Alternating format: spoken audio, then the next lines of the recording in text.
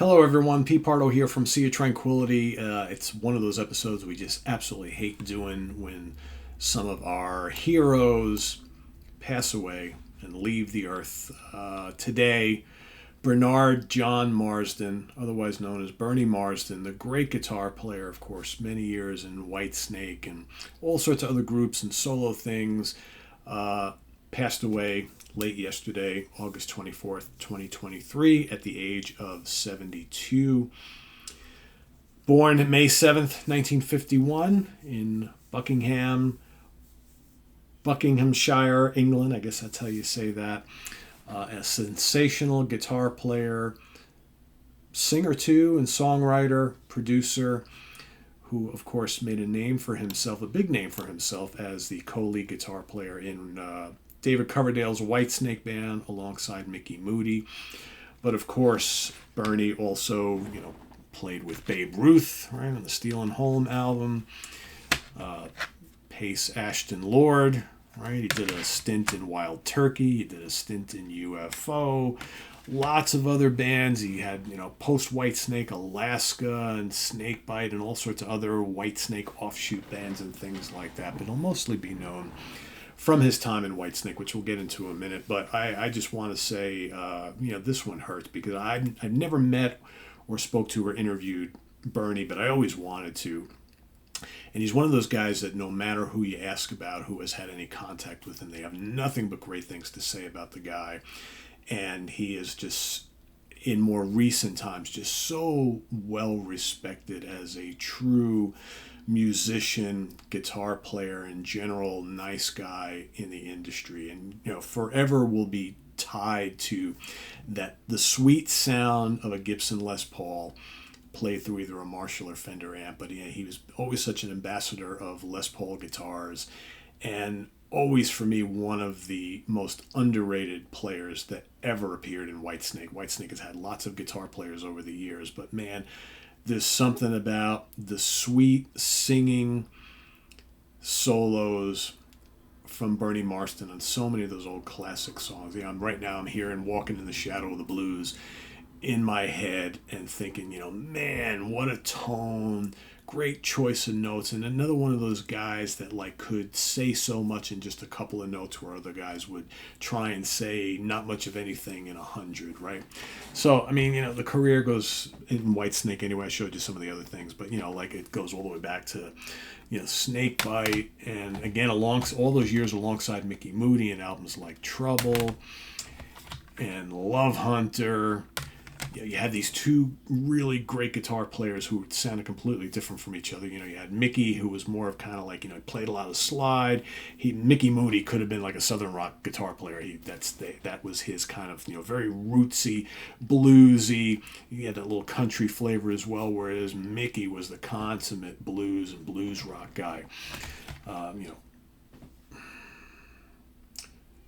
There he is right there. I'll show you an actual picture of him in a second. But the Ready and Willing album, and of course, the live album, there he is. He's playing a double neck there, but, mostly he always had his Les Pauls. Are there any other shots of him in here? I don't think I have any.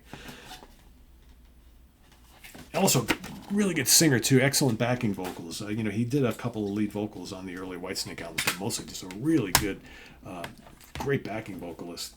Come and Get It. And just so many terrific tracks, early on here. Him and Mickey are the guys on the original, Crying in the Rain and Here I Go Again and stuff like that. Just Fool for Your Lovin'. That's all the lead guitar stuff of those two guys, right? Just so many great songs. Like I said, Walking in the Shadow of the Blues to me is that's the Mickey Moody song right there. Just so good. But man, you got Love Hunter, I Ain't Gonna Cry No More Today. The song Ready and Willin'. Sweet Talker is so good. The title track to Love Hunter. Rock and Roll Women is so good. Long Way From Home is terrific. Medicine Man.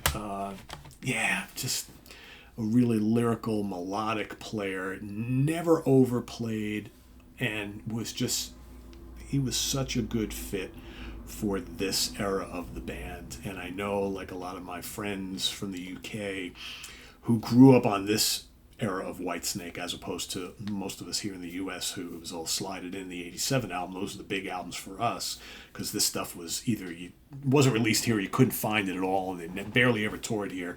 So, but I know for everybody in the UK, this must sting even harder than for me, even though I love all these albums and I grew to really, really dig all this stuff after the fact.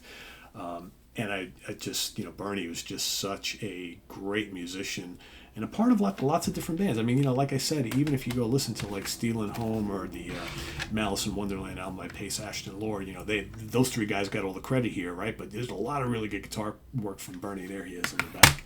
He's the little short guy there all the way on the really good player. And it's funny because you think that he basically became the guitar player in UFO for a while. This is pre-Michael Schenker, and it's always interesting to think, well, what would have happened if he would have actually recorded an album or two with UFO? So this is after kind of like where the space rock era of UFO kind of ends, and they start moving into other things and more bluesy or hard rock, and this kind of proto metal thing when Schenker joined.